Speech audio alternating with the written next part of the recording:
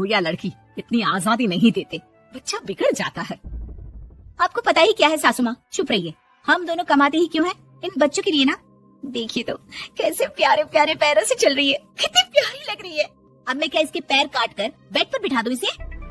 अरे मैंने ऐसा तो नहीं कहा, मेरे कहने का मतलब ये था कि बस करो ना माँ, क्या सारा दिन टोका चाकी करती रहती हो। अरे करने दो ना जो कर रही है।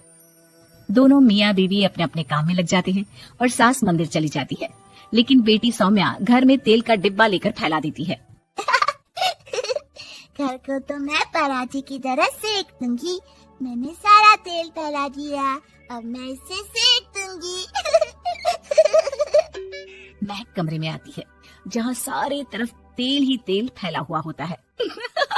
अरे मोहन देखो तो, अपनी छोटी सी बच्ची की हरकत, पूरे घर में तेल फैला दिया। मोहन भी आकर हंसने लगता है। छोटी सी सौम्या को लगता ही नहीं कि उसने कोई गलत काम किया है, वो भी खुश हो जाती है। अब तो आए दिन वो कोई ना कोई नया नुकसान करती, कभी टूथपेस्ट गिरा देती तो कभी डिटर्जेंट। हालत ये थी कि घर का राशन किसी किसी महीने तो 2 बार भरना पड़ता। रोज ये कोई ना कोई नुकसान करके खड़ी होती है। अरे तो क्या हो गया माँ जी, बच्ची है, बच्चों वाले काम ही करेगी ना। आप बिना पता नहीं क्यों उसी के पीछे पड़ी होती हैं। धीरे धीरे सौम्या बड़ी होती है। एक दिन, माँ देखो दरवाजा खोलो, वो ऑनलाइन मैंने जीन्स मंगवाई थी, वो आई होगी। 3000 दे देना और पैकेट ले लेना। 3000? ऐसे कैसे जीन्स है बेटा, ये तो बहुत बड़ा अमाउंट है। माँ फालतू बात थोड़ा कम ही किया करो और जल्दी जाओ, वरना समझ लो खाना नहीं खाऊंगी मैं आज सारा दिन। सास वहीं खड़ी सब देख रही थी, लेकिन अब तो उन्होंने भी बोलना छोड़ दिया था। अब तो आए दिन सौम्या के खर्चे बढ़ते ही जा रहे थे, कभी महंगी ड्रेस तो कभी दोस्तों के साथ पार्टी। पैसे दे दो तो ठीक, ना दो तो घर में कलेश। ये सब तुम्हारे ही कारण हुआ है, देख रही हो कैसी हरकतें हो रही है इसकी। रात के 8 बज गए हैं लेकिन महारानी जी घर पर है ही नहीं। तभी सौम्या पड़ोस की लड़की के साथ वहाँ आती है। ओके बाय रोहन, कल फिर मिलेंगे, लव यू। ये क्या हरकत है सौम्या, आज तो तुमने हद ही पार कर दी। पापा कब से परेशान है, और ये लड़का कौन है? तभी पास खड़ी सास बोलती है, देखो महक, आज तक मैंने कहा नहीं था लेकिन मैं आज कहूंगी, क्योंकि ये मेरे घर का मामला है।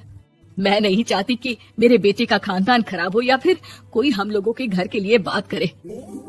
जाओ इसे ऊपर कमरे में छोड़ाओ, इससे कल बात करेंगे। मॉम देखो ना दादी क्या बोल रही है, चुप कराओ ना इनको, जैसे हमेशा करा देती हो। महक को अपनी गलती का एहसास हो रहा था। वो चुपचाप खड़ी होती है। मोहन बेटी को अच्छे से कमरे में सुलाकर माँ के पास आता है। देखो ये लड़का ठीक नहीं है, अब तुम लोग इसकी शादी करवा दो, ससुराल वाले अपने आप देख लेंगे। शादी के बाद जिम्मेदारी पड़ेगी तो सब ठीक हो जाएगा। शादी अभी तो 25 की है ये। तो क्या 50 तक बैठाओगी? नहीं नहीं, ठीक कह रही है माँ, इसके लिए जल्दी से कोई लड़का देखता हूँ। अगले रोज सौम्या खाने के टेबल पर, मैं आप लोगों को बता देती हूँ, मैं रोहन से प्यार करती हूँ और उसी से शादी करूंगी। रोहन? वही ना सक्सेना का लड़का, वो सक्सेना जो पिछले महीने ही जेल से छूट कर आया है। वो जेल नहीं, काम के सिलसिले में अमेरिका गए थे। अच्छा, सक्सेना अमेरिका गया था तो क्या पैसा वैसा कमा कर नहीं आया? ये देख रही है ब्लाउज, उसकी बीवी ने सिला था मेरा। पैसे की कमी का रोना रो रही थी, पति को कोस रही थी कि जुआ खेलते पुलिस ने पकड़ा और लगी लगाई नौकरी भी छूट गई। दादी कुछ भी मत बोलो, दादी को चुप कराओ ना। दादी जो बोल रही है ठीक बोल रही है, तेरे पापा ने तुझे देखने के लिए लड़के वालों को कल बुलाया है, समझी? अगली रोज लड़के वाले सौम्या को देखने आते हैं और उसकी शादी मयंक से हो जाती है। शादी के बाद सौम्या मायके आती है। वाह माँ, कितनी अच्छी शादी कराई है आप लोगों ने मेरी, लेकिन मुझे कुछ दिन और यहाँ रहना है। अरे बेटी ये तेरा ही तो घर है, जितनी मर्जी रहे। और क्या, दमाजी कैसे है? अरे वो मयंक नहीं आया, कल शादी, आज तू अकेले, सब ठीक तो है ना? महक एक बार फिर सास पर चढ़ बैठती है। अब बस करिए ना माँ जी, अब तो ज्यादा ही हो रहा है। माना आपकी कुछ बातें मैंने नहीं मानी, लेकिन अब ये मेरी बेटी मायके आई है तो क्या उसका मतलब यही कि वो लड़कर आई है? हाँ पीना। सौम्या दादी की तरफ देखकर मुस्कुरा देती है, जैसे उन्हें चिढ़ा रही हो। दादी मैं लड़का नहीं बल्कि ये बता कर आई हूँ कि मुझे कुछ दिनों के लिए यहीं रहना है माँ के पास। मेरा मन धीरे धीरे ही तो ससुराल में लगेगा। अब अगर आप बोलती है तो चली जाती हूँ मैं। अरे नहीं नहीं बेटी, ये मतलब नहीं था तेरी दादी के बोलने का। सौम्या कमरे में चली जाती है और अगले ही पल जींस टॉप पहनकर बाहर आती है। माँ मैं ना अपनी सहेली के घर जा रही हूँ, आने में देर हो जाएगी, खाना मैं वहीं खा लूंगी।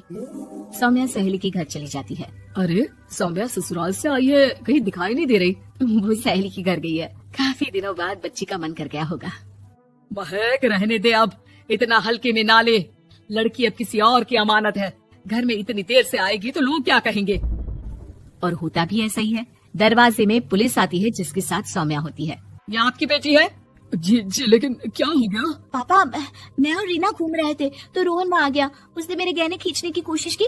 जब मैंने नहीं दिया तो मुझे धक्का मारकर मेरे गहने ले लिए। पापा, मुझे माफ कर दो। मुझे ना मयंक के पास जाना है।